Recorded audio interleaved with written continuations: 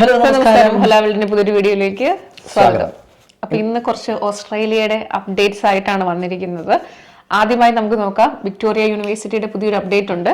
വളരെ അട്രാക്റ്റീവ് ആയിട്ടുള്ള ഒരു അപ്ഡേറ്റ് ആണ്.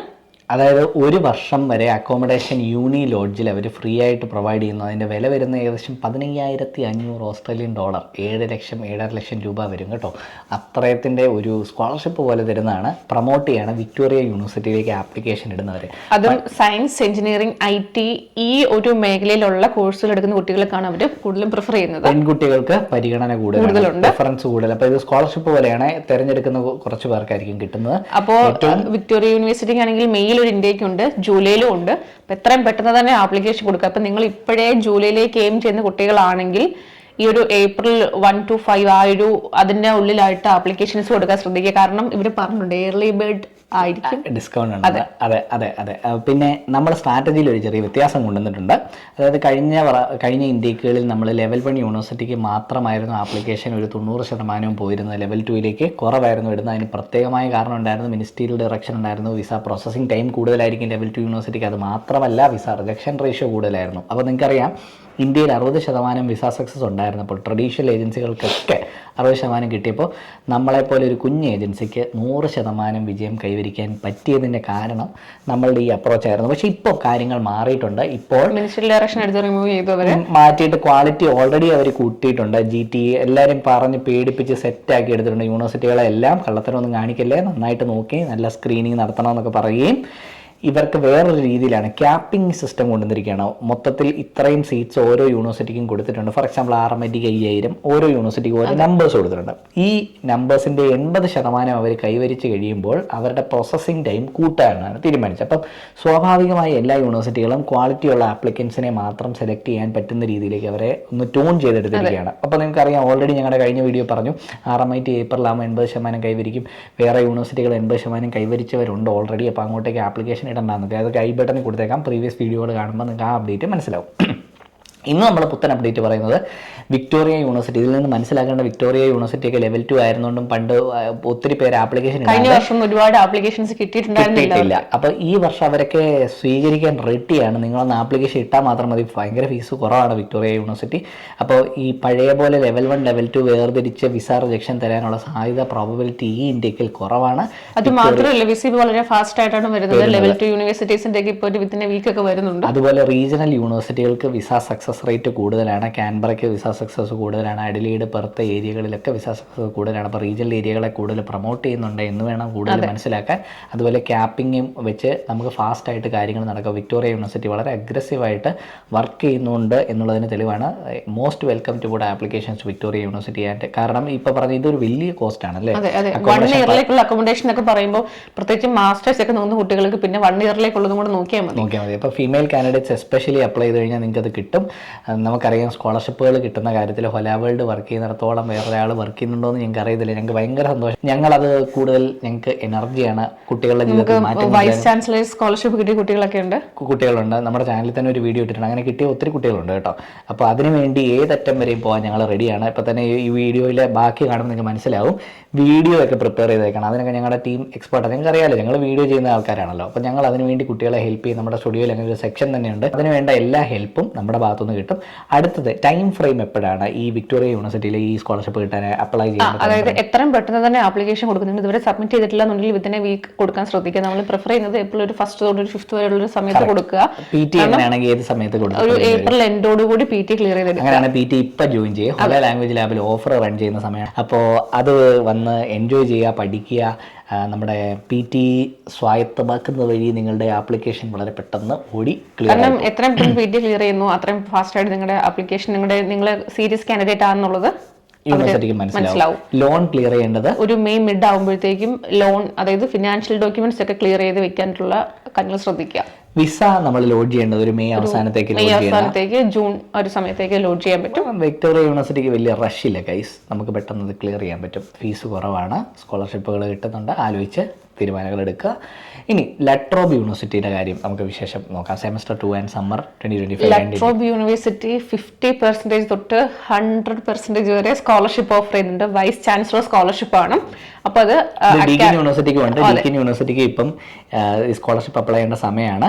നമ്മൾ കോൺടാക്ട് ചെയ്ത് കഴിഞ്ഞാൽ അതിനെ ഹെൽപ്പ് ചെയ്ത് തരാം. വൈസ് ചാൻസലർ സ്കോളർഷിപ്പ് സൂപ്പർ ഓപ്പർച്യൂണിറ്റിയാണ്. 50%, 100%. ലട്രോബും ഡീക്കിനും ഏകദേശം ഒരേപോലെ വർക്ക് ചെയ്യുന്നതാണ്. പക്ഷേ ഡീക്കിന് ഇച്ചിരി ലട്രോബിനേക്കാളും മുന്നിൽ നിൽക്കുന്ന യൂണിവേഴ്സിറ്റിയാണ്. അത് വേറെ കാര്യം. ഞാൻ ഡീക്കിന് പഠിച്ചാണ്, അതുകൊണ്ടാണ്. അപ്പോൾ മുന്നിലാണ്. ഓക്കെ, നമുക്ക് രണ്ടിന് ഫീസ് ഏകദേശം ഒരുപോലെയായിരുന്നു. ഞാനിപ്പോൾ ലട്രോബും ഡീക്കിൻ, എന്നെ ഏജൻസി എന്നോട് ലട്രോബ് എടുക്കാൻ കുറച്ച് പറഞ്ഞായിരുന്നു. പക്ഷേ ഞാൻ ഡീക്കിൻ എടുത്തതിന് കാരണങ്ങൾ ഞാൻ ഈ റാങ്കിങ്ങിൽ വിശ്വസിക്കുന്ന ആളായതുകൊണ്ടാണ്. ഓക്കെ, അടുത്തത് പിന്നെ സ്കോളർഷിപ്പ് ഇപ്പം അതിനുള്ള ആപ്ലിക്കേഷൻസ് ഒക്കെ ഓപ്പൺ ആയിട്ടുണ്ട്. അപ്പോൾ അവർ ശ്രദ്ധിക്കും, അവർ എങ്ങനെ സെലക്ട് ചെയ്യുന്നതെന്ന് വെച്ചാൽ നമ്മൾ ആപ്ലിക്കേഷൻ കൊടുക്കുക നമ്മുടെ പെർസെൻറ്റേജ് ഓഫ് മാർക്സ്, അപ്പോൾ നമ്മുടെ പ്രീവിയസ് ക്വാളിഫിക്കേഷൻ എന്താണോ അതിന്റെ മാർക്കും കാര്യങ്ങളൊക്കെ നോക്കിയിട്ടായിരിക്കും അവർ നമുക്ക് ഇതിലേക്ക് സെലക്ട് ചെയ്യുന്നത്. കുറച്ചധികം ആൾക്കാർ സെലക്ട് ചെയ്യും. അതിനുശേഷം വീണ്ടും സ്ക്രീനിങ് പ്രോസസ് ഒക്കെ ഉണ്ടാവും. ഇനി അത് മാത്രമല്ല, അനലിറ്റിക്സും അതോ AI ആൻഡ് അനലിറ്റിക്സ് ഈ ഒരു ഡിപ്പാർട്ട്മെന്റ് അവര് സെപ്പറേറ്റ് ഒരു സ്കോളർഷിപ്പ് ഓഫർ ചെയ്യുന്നുണ്ട്. സ്കോളർഷിപ്പ് അല്ലാണ്ട് 50% ഡിസ്കൗണ്ട് AI ഡിസ്കൗണ്ട് സ്കോളർഷിപ്പ് കിട്ടുന്നുണ്ട്. അതായത് ആർട്ടിഫിഷ്യൽ ഇന്റലിജൻസ് അല്ലെങ്കിൽ അനലിറ്റിക്സ് പ്രോഗ്രാമിന്റെ ബാച്ചിലേഴ്സോ മാസ്റ്റേഴ്സോ പഠിക്കുന്ന കുട്ടികൾക്ക് ഉള്ള ഒരു ഓപ്ഷനാണ്. അപ്പൊ ഇത് ഈ വൈസ് ചാൻസലർ കൂടാതെയാണ് ഈ ഒരു 50%. അത് ചിലപ്പം നമുക്ക് അതവരുടെ നമ്പറാണ്. പക്ഷേ 50% കിട്ടാനായിട്ട് പഠിക്കുന്നവർക്കെല്ലാം കിട്ടുന്നുണ്ടെങ്കിൽ ഇവിടെ പോയി പഠിക്കണമെന്ന് ഞാൻ പറയും. കാരണം ഫീസ് 50% കുറയെന്ന് പറഞ്ഞാൽ 20% എല്ലാ ഇന്റർനാഷണൽ സ്റ്റുഡൻസിനും മിക്കവാറും കിട്ടുന്നതാണ്. ഒരു 30% അഡീഷണൽ കിട്ടുന്നത്. ക്ലിയർ പിക്ചർ അതാണ്. പക്ഷേ ആ 30% നല്ലൊരു സേവിങ് ആണ് കേട്ടോ. അപ്പോൾ AIക്ക് ഡീക്കിൻ ബെറ്റർ ആണെങ്കിലും RMIT ഏറ്റവും സൂപ്പറാണ് കേട്ടോ. പക്ഷേ ഫീസ് വൈസ് നോക്കുമ്പോൾ ഇങ്ങനെ ഒരു സേവിങ് ഉണ്ടെങ്കിൽ നിങ്ങൾ ലെറ്ററോബ് എടുത്താലും തെറ്റില്ല ഗൈസ്. ഞാനുണ്ട് ഹെൽപ്പ് ചെയ്യാൻ, ഞങ്ങളുണ്ട് ഹെൽപ്പ് ചെയ്യാൻ. ഓക്കെ, അടുത്ത ഇതിന് ഡെഡ് ലൈൻസ് ഉണ്ട്. ഡെഡ് ലൈൻസിന് മുന്നേ ആപ്ലിക്കേഷൻ കൊടുത്താൽ മാത്രമേ നിങ്ങൾക്ക് സ്കോളർഷിപ്പ് കിട്ടത്തുള്ളൂ. ലെറ്ററോബിന് ഒരു 2 ഇൻടേക്ക് ഉണ്ട് ഈ വർഷം. ഇനി അതായത് ജൂലൈ ഉണ്ട്, നവംബർ. ഇപ്പം ജൂലൈയിലെ ഡെഡ് ലൈൻ വരുന്നത് May 1 ഈ അടുത്ത മാസം May 1 വരുന്നത്. അതുപോലെ തന്നെ നവംബർ ഇൻടേക്കിന് ഡെഡ് ലൈൻ വരുന്നത് September 8 അപ്പോൾ എപ്പോഴും ഈ ആപ്ലിക്കേഷൻ കൊടുക്കുമ്പോൾ ഡെഡ് ലൈനോട് അടുക്കാതെ നേരത്തെ തന്നെ കൊടുത്തിടുക. കാരണം അവരെ നേരത്തെ തന്നെ അവർക്കും പെട്ടെന്ന് പണിയൊക്കെ തീർത്ത് വെക്കണം അല്ലേ. അപ്പൊ അവർ ആദ്യം വരുന്ന ആപ്ലിക്കേഷൻസിൽ ഏറ്റവും ബെസ്റ്റ് ആയിട്ടുള്ളവർക്കൊക്കെ ഇതുപോലെ നിങ്ങളുടെ പ്രൊഫൈൽ കണ്ടാൽ ഞങ്ങൾക്ക് ഏകദേശം അറിയാം. കാരണം ഞങ്ങൾക്ക് ഒരുമാതിരിപ്പെട്ട സ്കോളർഷിപ്പുകളൊക്കെ നമ്മുടെ കുട്ടികൾ കിട്ടി പരിചയമുള്ളതുകൊണ്ട് നിങ്ങളുടെ മാർക്കും വെയിറ്റഡ് ആവറേജ് മാർക്ക് അല്ലെങ്കിൽ നിങ്ങളുടെ ആവറേജ് സ്കോർ കണ്ടിട്ട് ഞങ്ങൾക്ക് ഏകദേശം പറയാൻ പറ്റും നിങ്ങൾക്ക് സ്കോളർഷിപ്പ് കിട്ടുമോ ഇല്ലയോ എന്നുള്ളതൊക്കെ. അപ്പോൾ അങ്ങനെ ഇവർ പ്രത്യേകം പറയുന്നുണ്ട് ആപ്ലിക്കേഷൻ ഡെഡ് ലൈൻ കഴിഞ്ഞതിന് ശേഷം വിത്തിൻ 2 വീക്സിൽ അവർ റിസൾട്ട് പബ്ലിഷ് ചെയ്യും ആരൊക്കെയാണ് സെലക്ട് ആയിരിക്കുന്നത് എന്നുള്ള കാര്യം. അപ്പോൾ നേരത്തെ ആപ്ലിക്കേഷൻ ഇടുക ഗൈസ്. അപ്പോൾ നിങ്ങൾക്ക് സ്കോളർഷിപ്പ് കിട്ടുന്നില്ലെങ്കിൽ നിങ്ങൾക്ക് വേറെ യൂണിവേഴ്സിറ്റി പോയി പഠിക്കണമെങ്കിൽ അതും ചെയ്യാനുള്ള ഓപ്ഷൻ ഉണ്ടല്ലോ. നിങ്ങൾ ആപ്ലിക്കേഷൻ ഇടണം ഗൈസ്. അടുത്തത് നമ്മുടെ ഒരു മേജർ ട്രെൻഡിനെ പറ്റി പറയുകയാണ്. ഇപ്പം നമുക്കറിയാം ഈ 2024 2025 എന്താ സംഭവിക്കുന്നത്, ഏതൊക്കെ രാജ്യങ്ങളിൽ മാർക്കറ്റ് ഇടിയുവാണോ ഉയരുവാണോ എന്നൊക്കെയാണ്. അപ്പോൾ നമ്മുടെ കണക്കുകൾ സൂചിപ്പിക്കുന്ന കാനഡയിൽ 46% ആപ്ലിക്കേഷൻ ഡിപ്പ് ഉണ്ടായിട്ടുണ്ടെന്നാണ്. ഓസ്ട്രേലിയ മോശമൊന്നുമല്ല, 36% decrease in number of applications വന്നിരിക്കുകയാണ്. പക്ഷേ സർപ്രൈസിംഗ്ലി ഹോല വേൾഡിൽ 70% നമ്മുടെ ആപ്ലിക്കേഷൻസ് കൂടുതലാണ് വന്നിരിക്കുന്നത്. അതെ, അത് മാത്രമല്ല കഴിഞ്ഞ വർഷം നമുക്കറിയാമല്ലോ ഒരു ഭയങ്കര അൺസർട്ടനിറ്റി ഉള്ള ഒരു വർഷമായിരുന്നു. പിന്നെ നിർത്തലാക്കി. അതുപോലെ തന്നെ വിസയുടെ പ്രോസസിംഗ് ടൈം ഒക്കെ Feb 2024 ഇന്ത്യയിലൊക്കെ ഭയങ്കര ഒരുപാട് ടൈം ഒക്കെ എടുത്തിട്ടായിരുന്നു. അപ്പൊ അതൊക്കെ ഇതിനെ അഫക്ട് ചെയ്തിട്ടുണ്ട്. ഇപ്പൊ അതെല്ലാം മാറിയിട്ടുണ്ട്. സമയത്ത് നമ്മുടെ കുട്ടികൾക്കൊന്നും വലിയ ബുദ്ധിമുട്ടുണ്ടായിട്ടില്ല. അതുകൊണ്ടാണ് ആൾക്കാർ നമ്മളെ സ്നേഹിക്കുന്നത്. നമ്മുടെ ഗൂഗിൾ റിവ്യൂ എടുത്ത് നോക്കിയാലും കാണാം 100% ജെനുവിനാണ്. എല്ലാവരും സ്നേഹിക്കാനുള്ള കാരണം ഞങ്ങളുള്ള കാര്യം ഉള്ള പോലെ പറയുന്നുണ്ട്, അതുപോലെ സംഭവിക്കുന്നുണ്ട്. അപ്പം നമ്മൾ അനലിറ്റിക്സ് പഠിച്ചതുകൊണ്ടാണെന്ന് അറിയത്തില്ല, നമ്മളെപ്പോഴും പഠിച്ചിട്ടാണ് കാര്യങ്ങൾ തീരുമാനം എടുക്കുന്നത്. ഇനി യുണൈറ്റഡ് കിങ്ഡത്തിൽ സർപ്രൈസിംഗ്ലി 16% ഇതുപോലെ നെഗറ്റിവിറ്റി എല്ലാം അവിടെ നിന്ന് എല്ലാം കേട്ടിട്ടും കുട്ടികൾ സ്റ്റിൽ UK ഒരു ഡ്രീം ഡെസ്റ്റിനേഷൻ ആയിട്ട് തന്നെ കൺസിഡർ ചെയ്യുന്നുണ്ടെന്നാണ് അതിന് മനസ്സിലാക്കാനായിട്ട് ആൾക്കാർ ഇപ്പോഴും പോകുന്നുണ്ട്. യുണൈറ്റഡ് സ്റ്റേറ്റ്സിൽ 11% ഡിക്ലൈനുമാണ് ഉണ്ടായിരിക്കുന്നത്. പക്ഷേ ഇതൊക്കെ കാണുമ്പോൾ ഡിക്ലൈൻ മാത്രമേ ഉള്ളൂ എന്ന് ചോദിച്ചു കഴിഞ്ഞാൽ നമ്മുടെ പിള്ളേർ പോകുന്നത് കുറഞ്ഞിട്ടുണ്ടോ? ഇല്ല, കുറഞ്ഞിട്ടൊന്നുമില്ല. കാരണം ബാക്കിയുള്ള സ്റ്റഡി ഡെസ്റ്റിനേഷൻസിലേക്കും കുട്ടികൾ പോയി ജർമ്മനിയിലോട്ടൊക്കെ നല്ല രീതിയിൽ കുട്ടികൾ നല്ല ഇൻക്രീസ് ആണ്. ജർമ്മനി, ഫ്രാൻസ്, ഫിൻലൻഡ് ഇങ്ങനെയുള്ള രാജ്യങ്ങളിലേക്ക് ഇൻക്രീസ് അല്ല. യൂറോപ്യൻ കൺട്രീസ് എമർജിങ് ആണ്. അപ്പോൾ ഇവിടെ കുറയുന്നുണ്ടെങ്കിൽ അതെല്ലാം അയർലൻഡിലും അയർലൻഡ്, ന്യൂസിലൻഡ് പേയ്മെന്റ്. അപ്പോൾ ഇവിടെയൊക്കെ കുറഞ്ഞിട്ടുണ്ടെങ്കിൽ അതെല്ലാം കൂടിയിട്ടുള്ളത് ഈ ബാക്കിയുള്ള രാജ്യങ്ങളിലേക്ക്. അപ്പം നമ്മുടെ നാട്ടിൽ നിന്ന് പഠിത്തം ഈയിടെ നിയമസഭയിൽ അതിനെപ്പറ്റി ഡിസ്കഷൻ ഉണ്ടായി. അപ്പം ആ കുട്ടികൾ പോകുന്നുണ്ട് എന്ന് പറയുന്നത് റിയാലിറ്റിയാണ്. പോകാനുള്ള കാരണം നമ്മുടെ ഇവിടുത്തെ എഡ്യൂക്കേഷൻ വേണ്ടത്ര രീതിയിൽ ഡെവലപ്ഡ് അല്ല. ഇപ്പോഴും ഓട്ടോണമസ് യൂണിവേഴ്സിറ്റീസ് വരട്ടെ കൂടുതൽ നല്ല ഇപ്പോൾ VIT യൂണിവേഴ്സിറ്റിയുടെ റാങ്കിങ് QS റാങ്കിങ് ലിസ്റ്റിൽ വന്നിട്ടുണ്ട്. വളരെ സന്തോഷമുള്ള കാര്യമാണ്. IITs ഉണ്ട്. അതുപോലെ മൈഗ്രേഷൻ റിലേറ്റഡ് ഒരു അപ്ഡേറ്റ് ഉണ്ട്.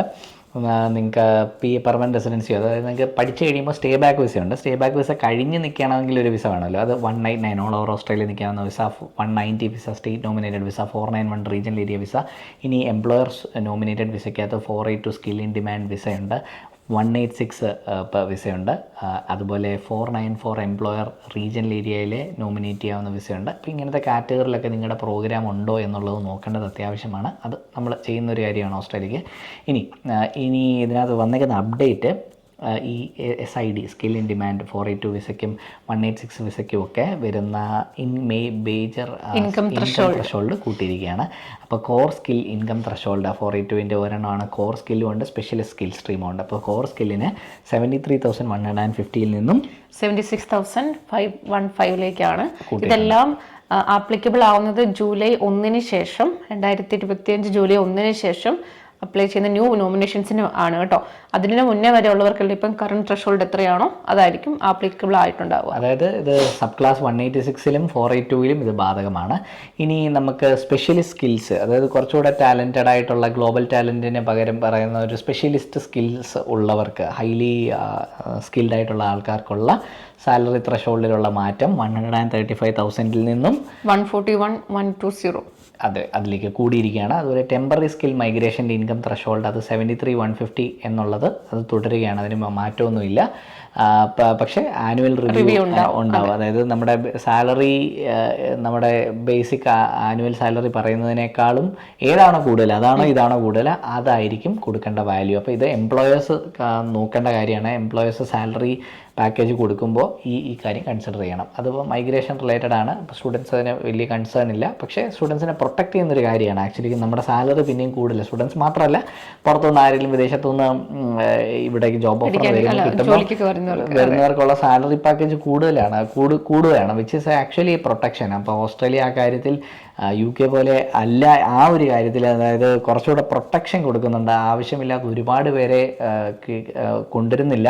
ക്വാളിറ്റി നന്നായി ചെക്ക് ചെയ്തിട്ടാണ് കൊണ്ടുവരുന്നത്. അതൊക്കെ ഓസ്ട്രേലിയയുടെ ഗുഡ് സൈഡ്സ് ആണ്.